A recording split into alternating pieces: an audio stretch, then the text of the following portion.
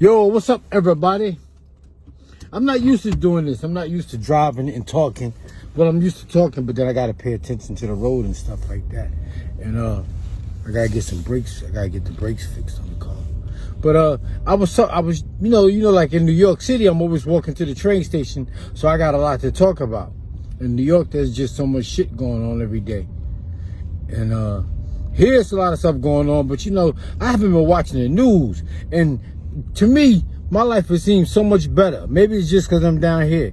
You're like, down here, I be rushing to get downtown to find a parking spot. And then when I get downtown, it's mad parking spots. It's just funny. It's just different, man. It's different down south, man. I be bored and shit down here. But back to what I was saying.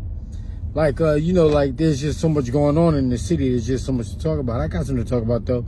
Do you know in 1861, 99% of black people worked for Mr. Charlie? Today, 2021, 98% of black people work for Mr. Charlie. And then we talk about racism. That's why racism exists. Racism exists because we're not independent. If you're not independent, you gotta have a thinking, you gotta have a mindset like your employer. You can't think out the box, because the minute you think out the box, your employer is gonna give you the axe. If they find out you saying something that they don't go along with, they're not gonna take too kindly to it. That's what it is. That's one of the main things. Being self-employed, self-sufficient, self-sustaining, and doing for self. Because when you come into New York City and you see all the big, beautiful skyscrapers, those skyscrapers are owned by Mr. Charlie. Everything you see is owned by Mr. Charlie. The skyscrapers, the buildings. When you want to get married, you got to go ask Mr. Charlie. You want to go fishing, you got to ask Mr. Charlie. You want to go hunting, you got to ask Mr. Charlie. You want to get a gun, you got to ask Mr. Charlie. You got to get a license from Mr. Charlie. You got to go ask him for everything. Everything. And this is one of the main reasons that racism, the suffix ISM, means let the conditions remain. ISM, the suffix, racism, that means let the prevailing conditions remain.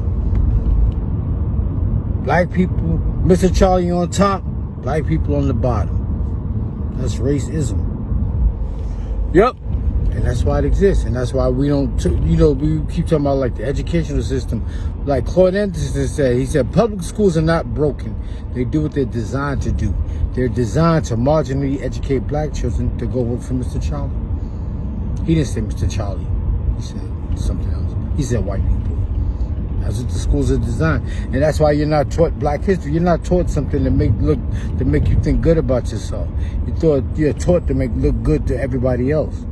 You got to look up to everybody else. You can't look inside yourself and see what got the greatness in you.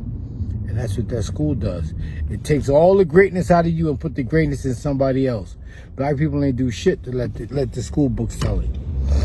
All we did was fall out the sky and land into slavery. That's what black people did. We fell from the sky and landed into slavery. And that's another thing real quick. That's all I wanted to talk about. Come on, man. Watch out. Another thing, real quick, you always taught to go to school, get a good education, that way you can get a good job. You never taught to go to school to learn a trade. Because everybody got this mindset that they're going to go to college and they're going to get out of college and get a good job, walk around with a suit and tie and work for a firm, Mr. Charlie. And work for a firm and be making thousands of dollars and have a big house and a wife and a dog.